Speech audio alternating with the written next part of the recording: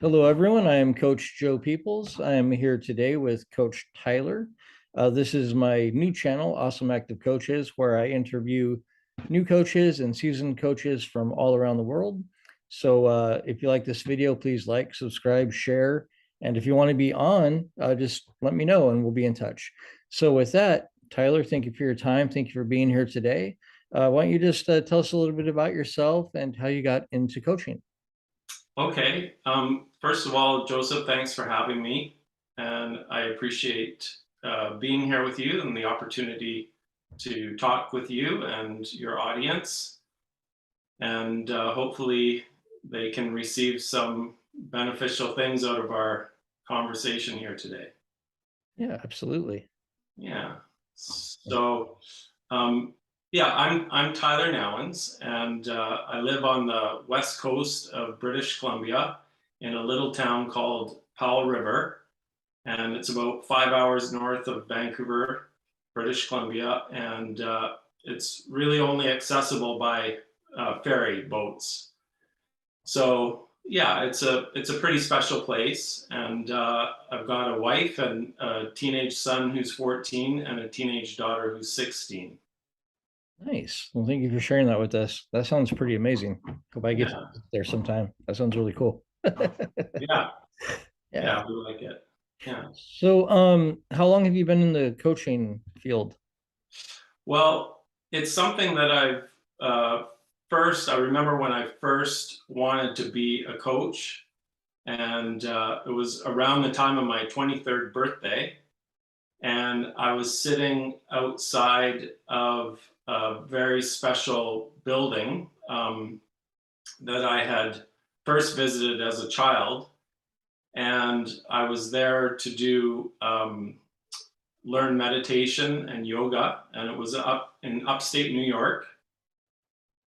And I was there for my 23rd birthday as a kind of an initiation into um, the ancient teachings and wisdom of yoga and the Indian philosophy. And so in India, I think they've had life coaches for thousands of years, in fact. And the traditional name in India for a life coach is actually guru. Hmm. And we hear a lot about the word guru today. And but I just thought it might be nice for your viewers to understand where that actual term originated from and what it actually means. Right. Yeah. So at that time, I I felt like I received so much from the wisdom that I was learning. And I think it was kind of a natural thing to want to share it with other people just because I felt like I received so much and benefited so much. And it just was a natural thing for me to want to connect with other people and share in that with other people. So at that time, I wanted to write a book. That's what it looked like for me wanting to be a life coach. So it wasn't necessarily that I wanted to be a life coach, but it was that I wanted to connect with people and help them transform their lives. Yeah. Nice. So, did you write the book? Well, I haven't published any books yet, but I suppose for the past 7 or 8 years, I've done a lot of writing, and I'm working on some papers, some thesis papers, and so forth through University of Metaphysics out of the U.S. and and so yeah. But the title of the book, I got as far as the title when I was 23 at that time, and the title was "Go Within or Go Without." Nice. Great title. Yeah, I bet a lot of people would be interested in reading that book. So, I'm curious. Yeah, yeah. Well, yeah. So what it looks like, I guess, today for me is I approach life coaching as kind of a practice, and I approach it actually as a spiritual practice. Yeah. And is that something that you kind of feel it is for you as well? Oh, 100%. Yeah. Yeah. Yeah. 100%. And I think that that's why you and I are talking today, because I am sensitive to energy, and so I can kind of, even though you and I hadn't previously spoken really in person or through Zoom until just a few minutes ago, I picked that up from you. So Oh, awesome. yeah, yeah. So the approach, go within or go without, it's a little bit of a play on words, you know. Hmm. And basically it's alluding to that we live in two worlds, really. We have the external world and all the goings on in the external world, and it's just really overwhelming to try to comprehend what's actually going on externally. And there's also the internal world. And Hmm. sometimes our internal world gets overwhelming as well. Right. But at least we have an opportunity to gain clarity about our inner world, because it's really what's closest to us. And so by inner world, I mean the mind, the thoughts, the beliefs, the memories, and at a deeper level, I would say the heart and how we feel, and the power of emotion. Hmm. And so I would say that for the most part, people, excuse me, people are driven, we live from the outside in. Yeah. So the external really has a lot of influence over our internal world. So if things outside of ourselves appear to be not going in our favor, uh, the landscape of our life appears to look, dark and gloomy and negative, then what tends to happen is our inner world gets reflected. And so we start to feel the heavy, the fear, the anxiety, the stress, the guilt, the shame. Um, and so, um, really, my work as a coach would be to try to reverse that. So rather than living how most of us are conditioned to live from the outside in, so we consider the external world to be reality. Right. Whereas really what I'm trying to do with clients when I work with clients is to reverse that, so that our inner world becomes in alignment with our purpose. Yeah. And so that and for us to gain deeper insight into who we really are at an even deeper level than our thoughts and our emotions, but Hmm. even at a spiritual level. And so, we use terms like your authentic self, Hmm. or your spiritual self, or Right. your soul. Yeah. And, you know, there's not a lot of those types of conversations going out in the world. Um, Most of us are very heavily identified with how we look and how we appear to others, and what our job title is and how much money we make or how much money we don't make, Hmm. where we feel a burden and we feel not as good as, or we feel impoverished. Hmm. And so we carry this kind of, and So on the inside, we're all incredibly awesome. So I chose the word because you have awesome active coaches. And so who we really are, and this is something that, so when I say go within or go without, it means either we can direct our attention inward towards our true source, our true power. We're seeking empowerment, Right. but that comes from inside. It's Yep. not something that the world is going to give you. Mhm. You have to claim your own empowerment, and we have to turn our attention inward to find that source, to find the cause, to find our essence, who we really are. So, a lot of clients that I've spoken with thus far, they approach me with worldly problems. They have their problems in their relationship or their problems at work, Mhm. financial problems. And, you know, what happens is I think a lot of people today feel quite powerless. Yeah. They feel, I think there's a lot of silent desperation in the world. I think that there's a lot of people that are struggling. And I think that comes from uh, our conditioning to seek the external sources of power. Like we're conditioned. Like if you have lots of money, then you won't have any problems. You'll be happy.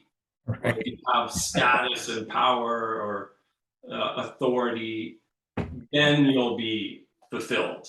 Then you'll be somebody.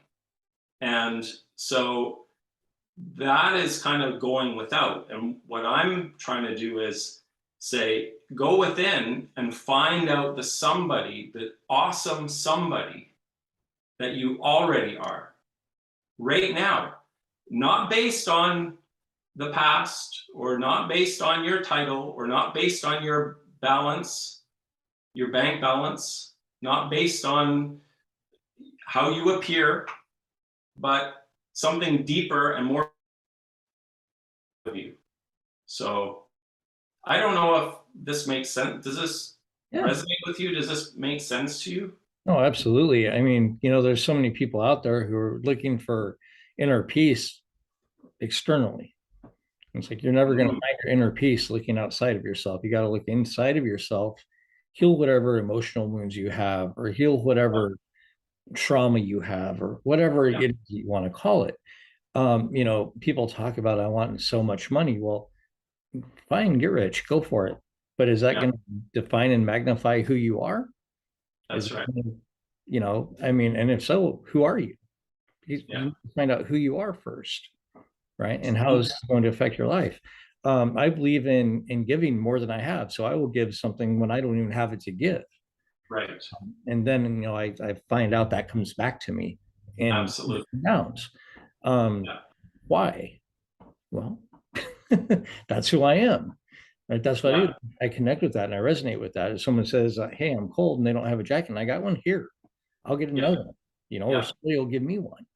And it's just We receive what we give, and so yeah, you're practicing a principle, and right. most people are focused on what they don't have, Yeah, and they're focused on poor me. How can I get something? How can I get something?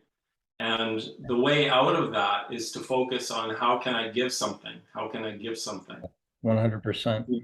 And the problem with that is you have to find your true self and recognize your innate worth, Yeah, because if you have a low self-esteem or a lack of self-worth, then there's this kind of unconscious belief pattern that who am I to give something? What value do I have to offer somebody? right. You know? And so it's our own unconscious belief in our lack of self-worth that prevents us from, breaking free, I guess you could say, from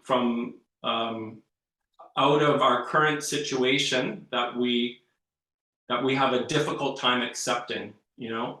and I think part of recognizing your own self-worth is, um, the first step would be to really accept yourself Yep. and your situation exactly as you are.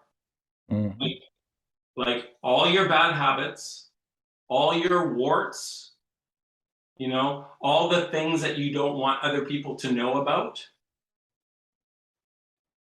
all of your past mistakes that you're ashamed of.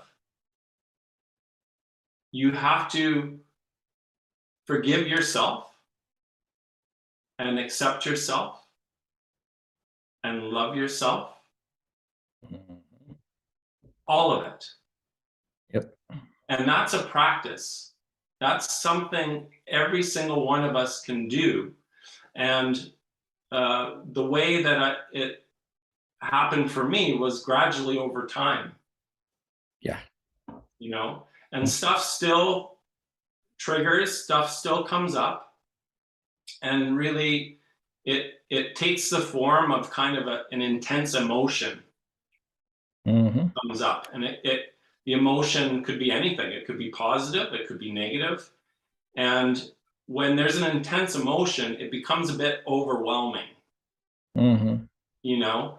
And so for me, and I think a lot of people have difficulty dealing with their emotions. And our emotions are what really drive us to do what we do in our lives. The reason why we don't do all the things that in our heart that we want to do, everyone has something in there. We all have this thing in our heart. Would you agree? Oh, yeah. Oh, yeah. And we need to give ourselves permission Yep.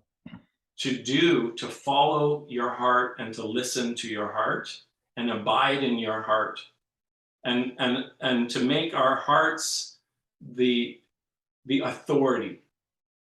The authority is not external. What is in here, what is true and authentic in your heart, that needs to become the authority. And the amazing thing is if we all did that, the whole world would be transformed, because at the root in our hearts, at the depth of our hearts, we're all unselfish. Most people are stuck in their selfish thought patterns. Yeah.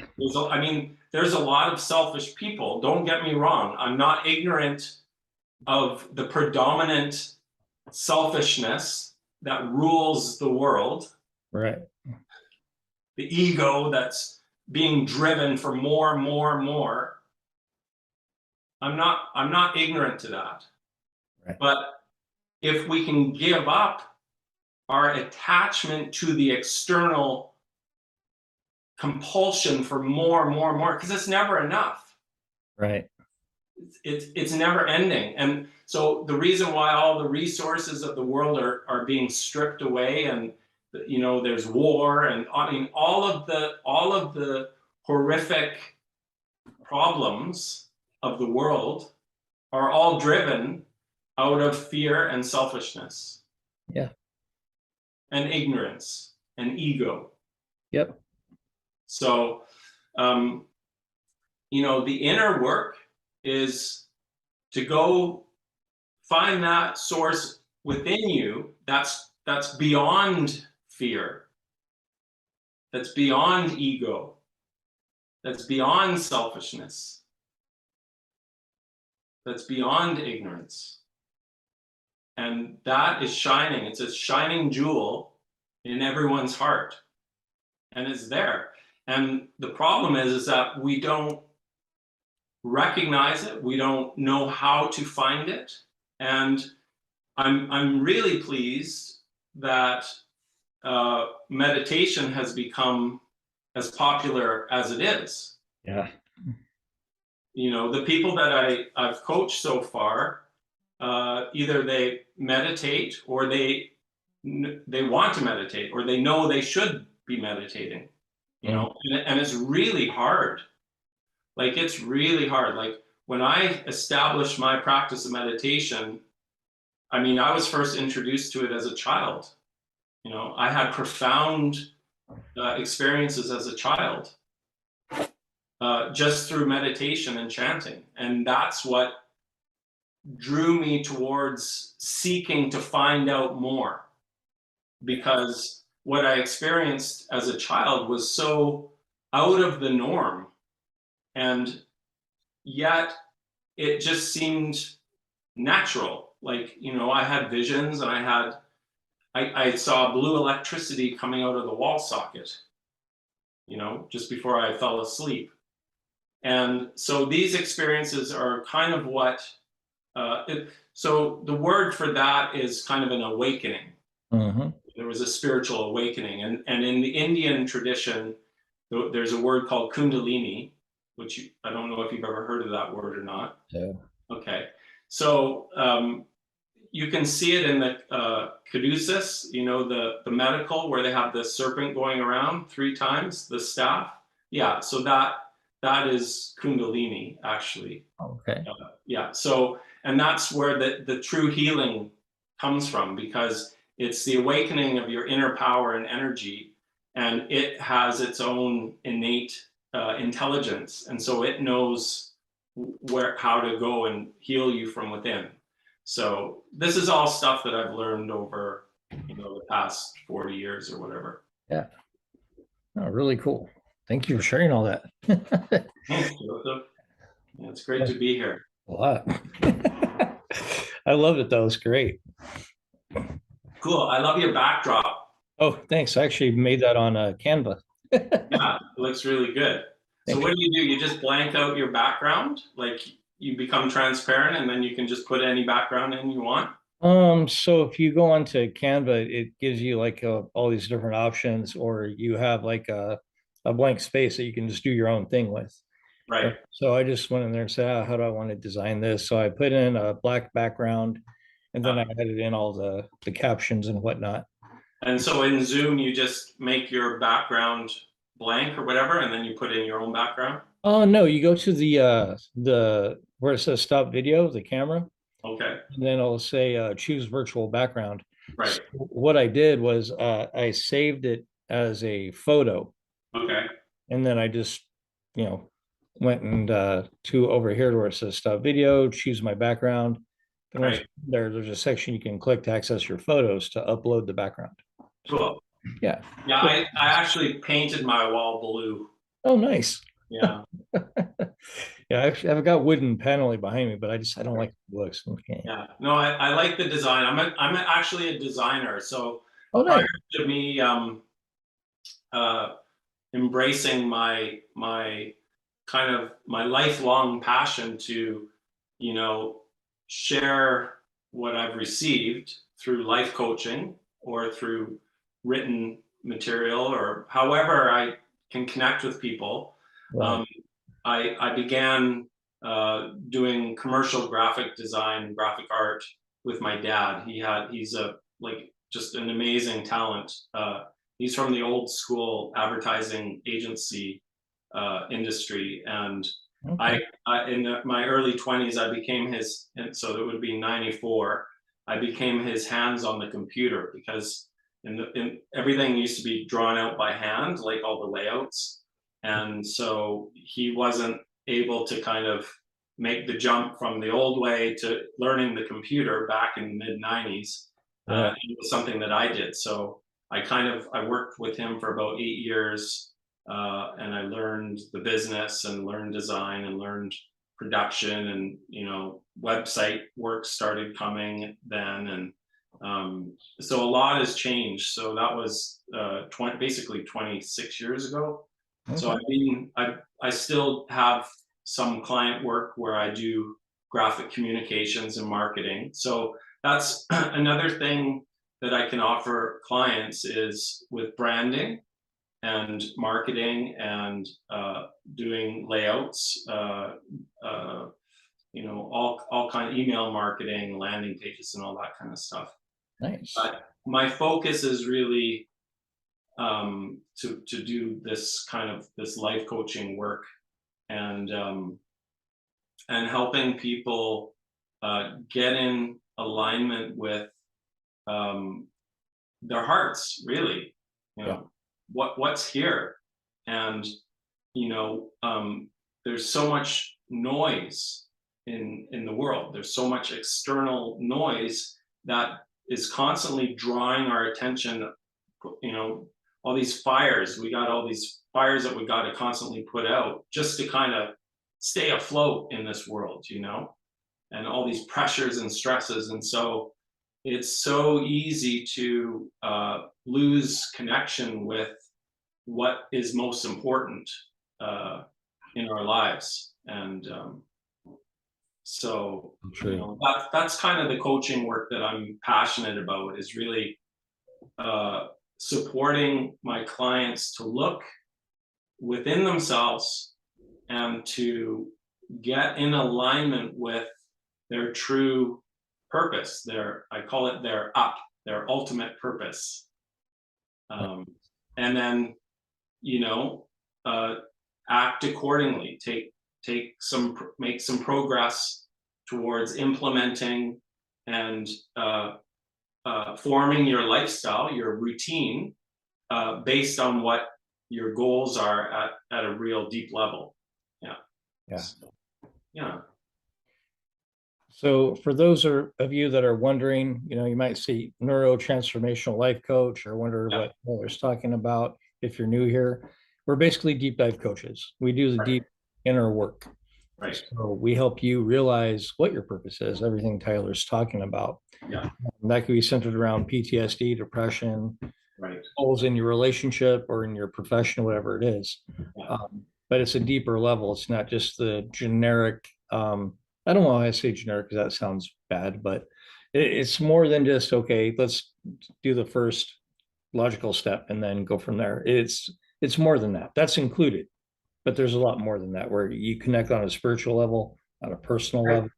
I think that a lot of advertising, like coaching, has kind of become very popular. And of course, there's some coaches who have been doing this for decades. Yeah.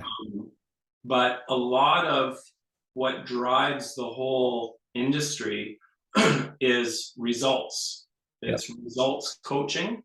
Yep. And really the formula for results that is being sold in the marketplace is, if you do this, you'll get that. Right. Okay. So it's at a very surface level. Yeah. It's all you need to do is follow these 3 steps, and then you'll get that pie in the sky. Right. And that's a sellable formula. It sounds real simple. Wow, you've got a 3-step formula, and then I can, all my dreams will come true. This is terrific. How much is it? Oh, $2,000. Yeah. That's it.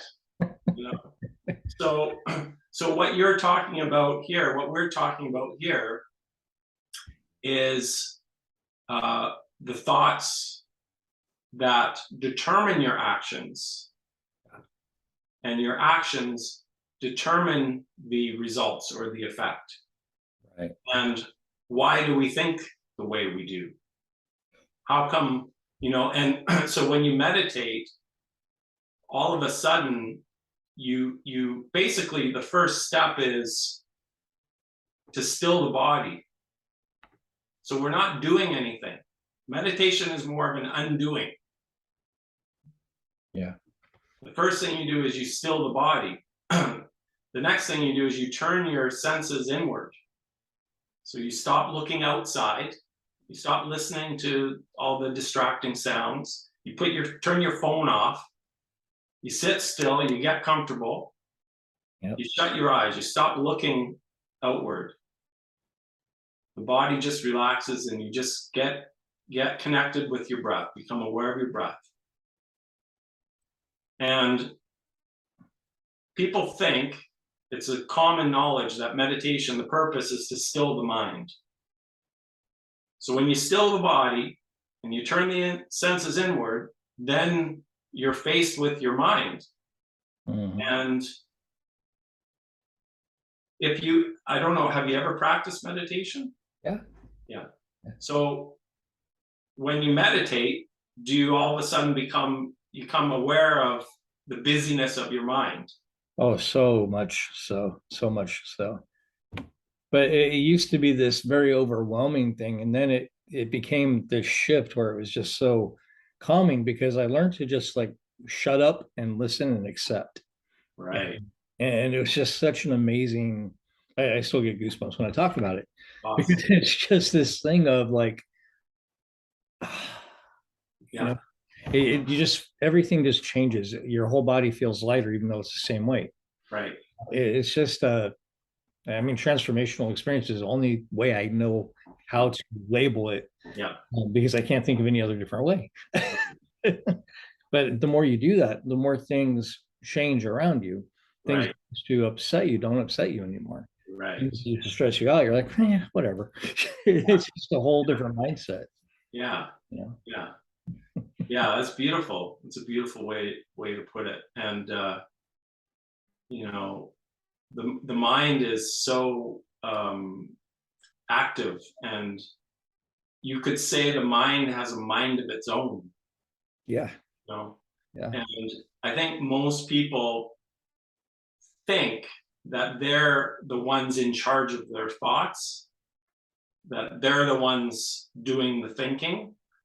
And if they sit for meditation with the objective to just still the mind or observe the mind, they'll see that who they are and what their mind is doing are two different things. Yeah. The mind is its own contraption with its own purpose, and that's just to think, Right. you know, and um, and then on a deeper level, you start to see how you feel, and feelings aren't necessarily thoughts, Right. but there's this interrelation. And I remember early in my 20s, I remember sitting for meditation, and I all of a sudden realized how happy and free I was. Hmm. Just, I had this hit of elation, if you will. Yeah. And literally, Joseph, literally within 5 seconds, 6 seconds, maybe 7 seconds at the very most, all of a sudden, I was totally depressed. Now I'm just sitting here. Nothing's changed. Yeah. And I'm like, I was so fascinated. I stopped. I went, wait a minute. How did that even happen? How could 7 seconds ago, me feeling totally happy and free and elated, to being totally like sad and depressed or whatever, right? And like basically going from a positive state to totally a negative state. And I literally had to backtrack. I had to say, well, what was the last thought I had before I felt this depression? And I went back, because it was only a 7 second span. And I thought, how the heck did I go from feeling elated to having this thought within 7 seconds? Like, what, this thought had nothing to do with 7 seconds ago. I'm like, what, how did I get to that thought? And then I backtracked. I said, well, what was the thought that preceded that thought? I went, wow, that thought. Oh, I guess that kind of makes sense. But it was completely unrelated. But there was this weird thing, that thought led to this thought. And I thought, well, how did I get that thought? And then I traced back. And I went, oh my gosh, that thought led to that thought, led to that thought, led to me feeling depressed. And then I had to say, well, how did I get to that thought? And I proceeded, and I was like, well, I noticed that I was happy and free and elated. And that led to that thought. Wow. So the purpose of this is to point out how subtle and interconnected, interwoven our thoughts and our emotions are. And really, it's our emotions that determine our state. But our thoughts are important because they are what feed your emotional state. So if you're caught up with negative stuff all the time in your head, all the things that are wrong, all the things that you don't have, all the things that you wish were otherwise, well, how do you think and most people aren't in touch with how they feel. They're unconscious of how they feel. But basically what you're doing with that kind of thinking is you're making emotional deposits. You're depositing emotional energy that's negative into your system. And that you're storing that becomes, this is where the neurotransformational stuff comes in, because your system is now storing this negative energy. In order to release yourself from that negative energy, you have to process it. Otherwise, you're carrying it. You have to become conscious of it.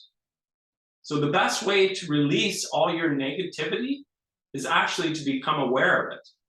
All of the shit that you don't want to deal with, and that you don't want to feel, and that you don't want to know, that you suppress, that you stuff, you sweep it under the carpet, all of that stuff, and it's too overwhelming to do it all at once.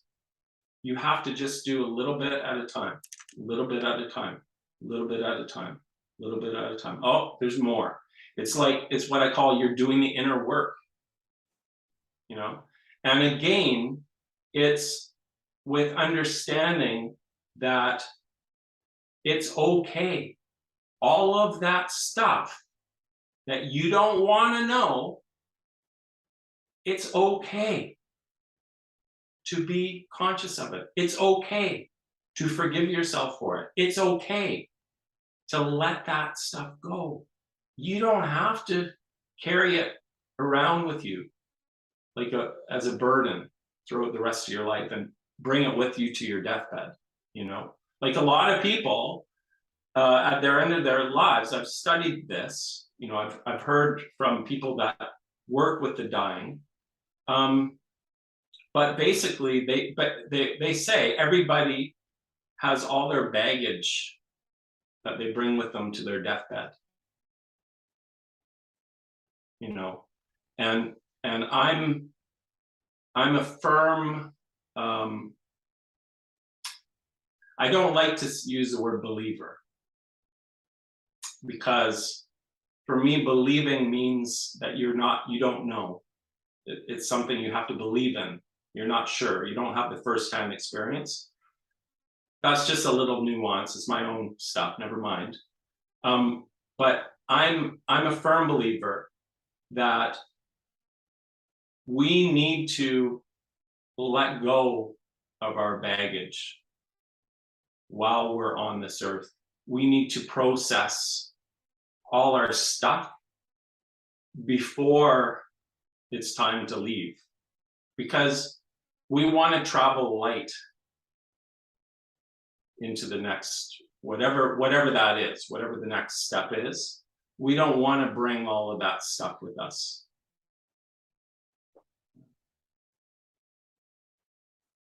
Oh, you're on mute. Can you hear me? I think you're on mute. Sorry about that. Yeah, my cats are starting to make noise, so I muted my mic. So essentially what Tyler is speaking about is being at peace, when it's your time to move into the next life or whatever it is that you believe in.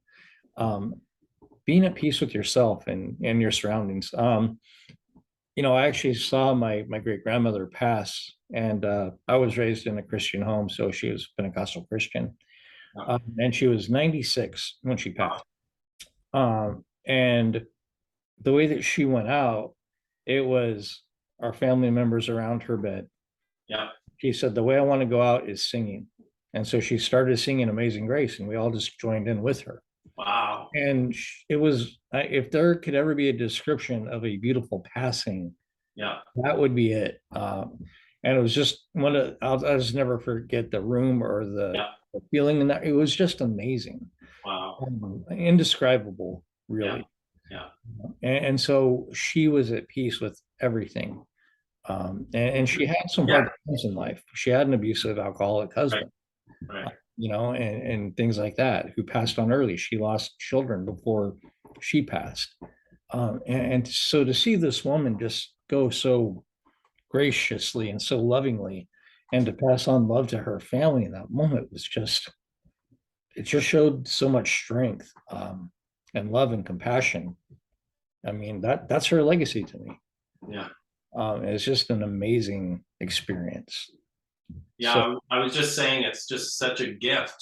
yeah, It's such a beautiful example for all of you, for her whole family that she loves so much that she could show you, yeah, so yeah, beautiful. just an amazing, amazing gift. So I still get choked up talking about it, but Yeah. Great, Joseph. but yeah, wow, great stuff, man. Great stuff. Awesome. So, as far as the clients you serve, is there a preference, or do you serve anybody? Um, it's just basically there's no accidents. So if we're meant to be in connection, and Mhm. then, and it's just go step by step. If something doesn't feel right or is not in alignment, it's okay. We, everything kind of moves on in life. Everything changes all the time. So it's really, Yeah. you know, One constant in life is change. yeah. The only thing that doesn't change is change. So the reason I asked him that question is because we have this thing called being in a niche or a niche, Right. and within that, people say, "Well, I have an ideal client." My Yeah. ideal client are males, 20 to 35, that have drinking problems or whatever it is. Right. So that's why I asked. And there's some coaches who don't, go by that. So I always like to know who is that and who isn't that. And there's no wrong answer there. It's just, No, I would say, Joseph, that I use the word spiritual. mhm, I would say, like, but the word spirit to me actually is a synonym for essence. sure. It means your essence. It means who you really are. Yeah, So, 100%. it's not a woo-woo word for me. No. It just means it's just a fact. It's like who you really are.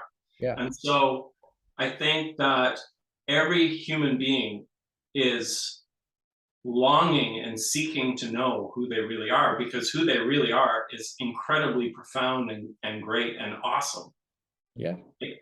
And so, I think that if that is something that appeals to you, if your viewers are interested in finding out who they are at a deeper level Mm. and allowing that truer, deeper sense of self to permeate how you feel about yourself, and to permeate how you think about your life, and to permeate how you want to act in the world, um, then that's kind of how I see work going from the inside out, living from the inside out, starting with here and moving outwards. And I've got a lot of experience in business and the world, so it's balanced. I have a balanced approach. It's not just spiritual and that's all I do. It's goal setting and marketing and branding Yeah. and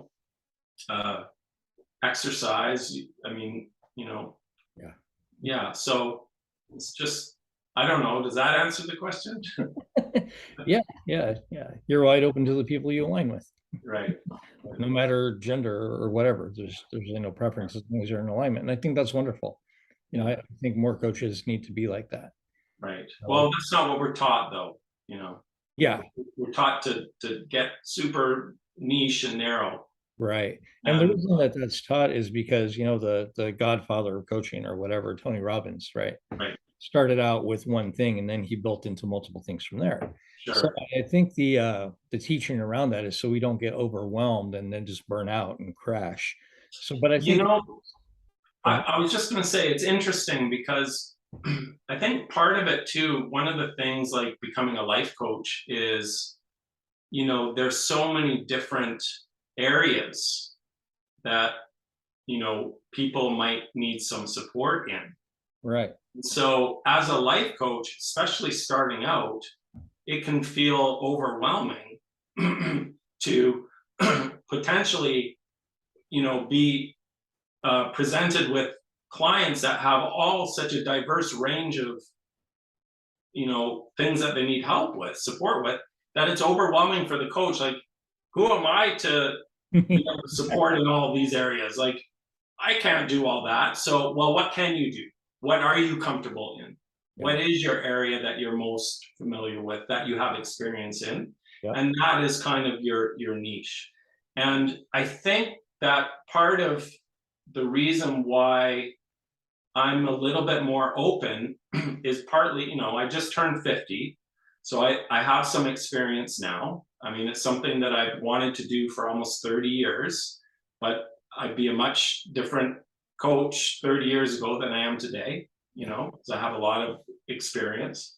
But the essence, the self, is the common seed, if you will, to everything we do in life. So the work that I do is can be translated and utilized in whatever area the external issues that you're having. The methodology that I coach and I teach and I support my clients in practicing, it can be applied for pretty much any area in your entire life. It doesn't really matter. So, I don't have any alcoholics in my family, so I don't have a lot of experience with that. But you know, um, it's the same issues, whether you're an alcoholic or whether you're addicted to porn or whether you overeat. It's really the same Framework. issue underneath the surface. Would you agree with that? Yeah, I mean, there's always an underlying issue, and the way that I help my clients solve it is, it's through the framework, it's through the process, you know, it's finding out what works for them and how I can support them, Right, and giving them the ideas and pointing out the blind spots that they aren't thinking or seeing, right, which is, very well, and that's essentially it. People will yeah, try to mask emotions through drugs or alcohol or right, pornography or whatever it is. yeah, And then when that's gone, well, that feeling's right back. And well, let me go do it again. right, And we talk about addictions, and it's really just bad habits. And if you know how to change a bad habit to a good habit, yeah. we can make that happen very easily, so long as the client's willing to do the work. That's the key, isn't it? There has to be, and oftentimes it's the client doesn't know what they want necessarily. They have an idea of what they think they want, but they're at a point in their life where they know, I can't do this anymore. I know what I don't want, and I'm done with this. Yep. How I move on from here, I don't even know. But all I know is and so there's a real readiness and an openness, like a sincere willingness to change and to look at themselves and to take responsibility Mhm.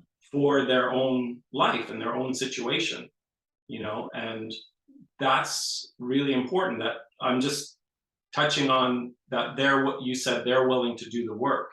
Yeah. And our job, I think, as coaches, and I'm not sure if you agree, but it's to support them in doing their work, in a very non-judgmental and a way. We're not we're probably the first ones to admit that we're not perfect or we're not any better than anybody else, Right.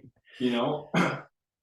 and I think that that's an important piece to the puzzle, is that we meet clients where they're at, you know, and we don't, there's none of this like I'm better than you or you're better than me. We're equals. Right. And we're just trying to make the most out of this precious opportunity called life, you know. Yep. So what do we do as coaches? Right. We help you get to the outcome that you're having a problem getting to. Right. We're your support partner. We're your accountability partner. Yeah. Right? We're your cheerleader. Right. But we're not some judgmental parent hitting you over the head with a book, say, do it this way. This is what works. We don't do that. So it's a very compassionate setting. Yeah. It's meant to motivate you, to get you determined to hit your goals in whatever way that you can. Right. Yeah. So Tyler, I got to finish up the interview here. I've hit Sure. my time limit for the day. No So how problem. can people get in touch with you if they want to, you know, get your coaching or Yeah. Yeah. My name is Tyler Nouwens, and I have a domain that's tylercoach.com. So tylercoach.com. And all of my contact information is on the website. Perfect. So there you go, guys. If you want to hit up Tyler, you know. Yeah, and there's also like a free introductory calls that you can schedule with me, or you can email me, and we can set up a time and just to talk and just to get a sense for each other, and whether or not we might be a good fit to work together. So Yeah, perfect. Thank you, Tyler. So yeah, if you guys want to get in touch with Tyler, now you know how. If you want to get in touch with me, you can email me at jpeoplescoaching@gmail.com, or you can go to any of my social media sites. I'm on just about all of them, but mainly Facebook, Twitter, TikTok, and I'm forgetting what, Instagram. Not so much Twitter, but the other ones, yeah. So anyway, Tyler, thank you so much. That was really a wonderful, wonderful in-depth interview. Thank you for your time. And you know, I just hope to see you do great things. I know you will. And I want to read that book. Let us thank know you if that so comes. much, Joseph. All the best to you. All right, my pleasure. And thank you if you watch this video. If you like it, Yes. please let me know, subscribe, share, all that good stuff. You guys know what to do. And I will see you guys later. Thank you again, Tyler.